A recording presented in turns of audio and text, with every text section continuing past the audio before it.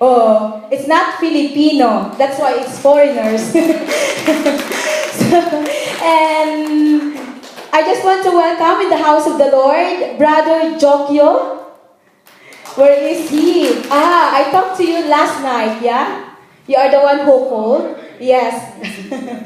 Okay, and I just want also to welcome Ho Ji-sang. It's hard to pronounce. And I want also to welcome Sister Yvonne. Welcome in the house of the Lord. And also Brother Phil.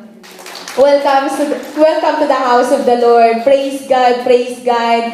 And we want to welcome everybody in the house of the Lord. Your presence is a great blessing to all of us. Amen. Amen. And today, some of our sisters are not here. I think there are 5 sisters. They left last Tuesday back to Philippines. It's not for good, just for vacation. Ayun po. And today, last Friday, it was a Mother's Day, right? And the last Friday, we celebrate the Mother's Day. And I want also to greet everybody, all the mothers, happy Mother's Day. Amen. And today, we want also to celebrate it here, all the mothers. Ayan po, just to give a simple gift to all our mothers. Mothers is a gift from our God. One of the testimony of our sisters last Friday was when God made a mom, she gave me the best one. And I know that if maybe your daughter is here right now in front of you, maybe she can able to say that also to you. OFW, overseas workers, it's not easy, right? To be here, to be far from your family, especially from your children, that your heart is you were attached with your children in Philippines, right? It's not easy. That's why to all mothers here, we want to salute you all for all your sacrifices on behalf of your family. But before we were going to continue, can I ask Brother Miguel? He will going to share or a testimony about her mom, about his mom, and he was going to give a testimony. He was going to share something with us. Can we give God a big clap of offering?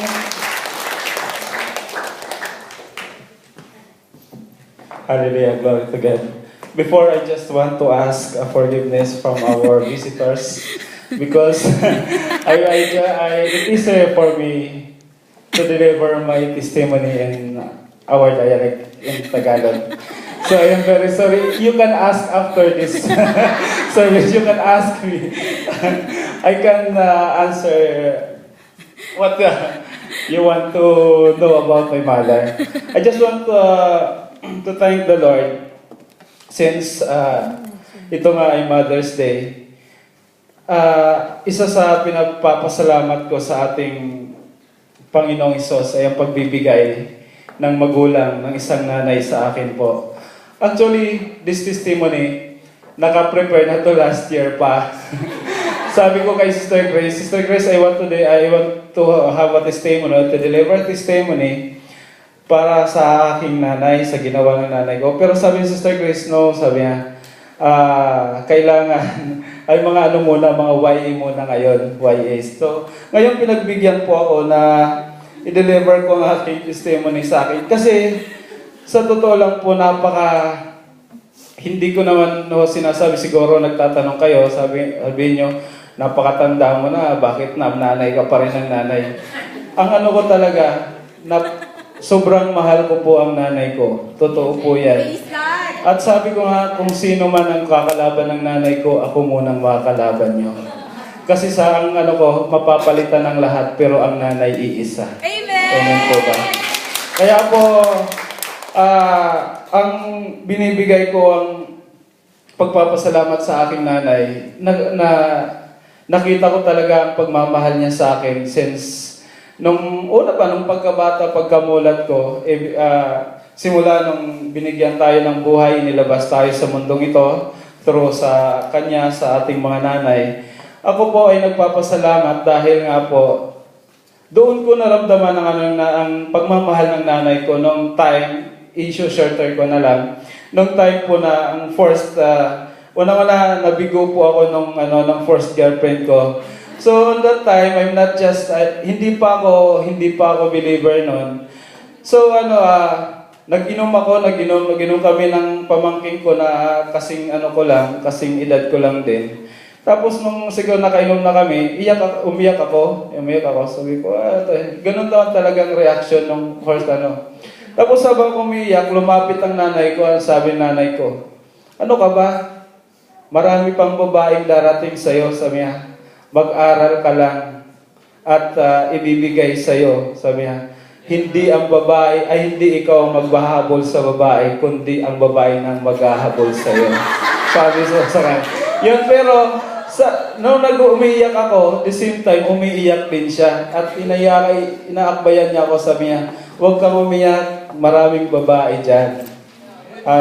Mag-antay ng the right time. Hallelujah.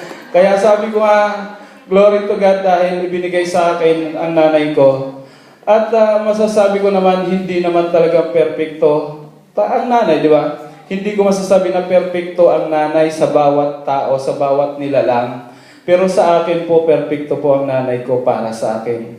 Dahil unang-una, pangalawa nung pumunta ako dito sa abroad kasi mag-27 pa lang ako, kasi talagang close kami ng nanay ko. Nung nandito na ako sa abroad, sa Dubai kami, nag-stopover, tumawag ko sa bahay.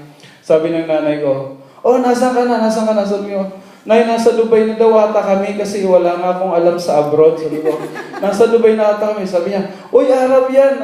Sabi niya, kunin mo yung rosaryo mo, mag-rosaryo ka, pero huwag mo ipakita mag-rosaryo ka dyan kasi Muslim area yan. Kaya sabi ko, doon ko rin naramdaman na mahal ako ng nanay ko. Kaya glory to God. At isa naman na pinagkaano ko sa inyo, kayo nandirito na mga nanay, especially kayo mga OFW, kayong mga nanay. Sobrang hanga ko sa inyo, sa totoo lang po. Kasi ako mismo, pag umaalis ako ng Pilipinas, ilang beses na ako, 14 years na ako sa abroad, siguro 9 times na ako umuwi, pabalik-balik dito sa abroad, hindi ko makukuha na hindi maluha. Totoo po yan. Na pagpasok ko sa airport, hindi ko makuha na malumuha ko. Itong last nga lang, sabi ko, Lord, kung talagang ito ang will mo, sabi ko, parang ituro mo yung tamang daan na para hindi na ako lumabas. Kasi ng bansa, dahil nga napakahirap lumabas ng bansa. Kaya ako hangang-hanga ako sa inyo dahil nakukuha niyong umalis ng bansa para itaguyod ang pamilya at bigyan kinabukasan ng inyong mga anak, which is napakahirap ng ating mga pusong nararamdaman nyo. Alam ko yan, dahil nararamdaman ko yan. Napakahirap, kaya grabe ang pagsalot ko sa inyo. Kaya itong araw na to, ibinibigay ko sa inyo. 10 ng aking mga kasamahan bilang nasa men's ministry, saludo kami sa inyo mga nanay. Kaya glory to God at nagbigay ang Panginoon ng mga babae ng mga nanay sa mundong ito na handang magtaguyod sa kanilang mga anak. Kaya glory to God. Hallelujah.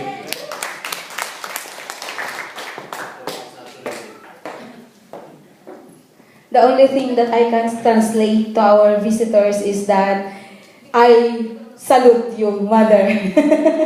And while he is crying, his mother also is crying. Okay, and now we, as the singles, all the YAs, we're going to offer a song to all the mothers right now. Can I ask all the singles to come, and even the men's?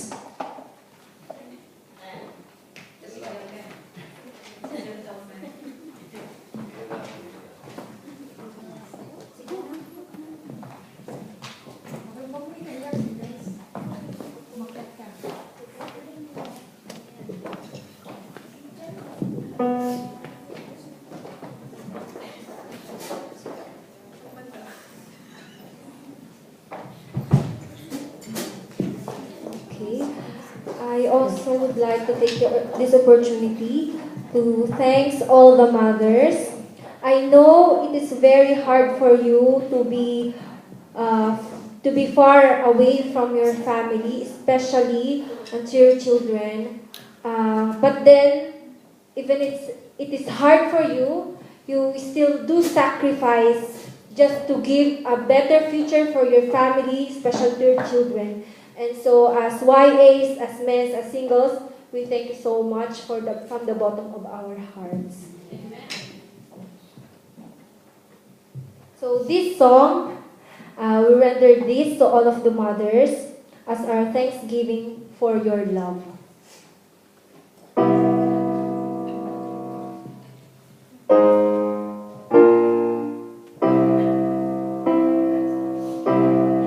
Thank you for watching over me and for the sleepless nights you lay away. Thank you for knowing where to hold me close and when to let me go.